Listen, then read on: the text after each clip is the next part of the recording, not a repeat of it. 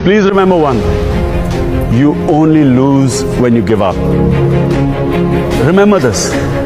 Remember this over and over again. You only lose when you give up. If you do not give up, you will win from the most incredible positions. The fight is in the mind. It's not physical, it's in the mind.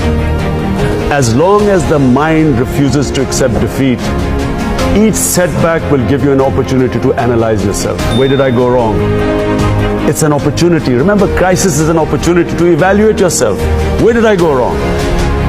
Correct that, pick yourself up, you again move on, and you will find that you will get stronger. Each time you pick yourself up, you come back stronger. This is what the human being is. The Almighty made us Ashraful Makhluqat. We are His greatest creation. But only, as Iqbal said, to become the Shaheen, you have to break the chains. This chain of, the moment you say it's impossible, it's impossible. And whatever you can dream, remember this, whatever you can dream, you can achieve. If you can visualize something, you can achieve it. I'm a Prime Minister of a country when over 90%, 94, 95% of people wear these clothes. So who am I representing?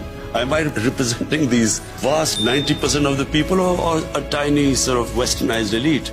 And I consider myself, Pakistani of my people. And I think they don't want to see their leader not representing them.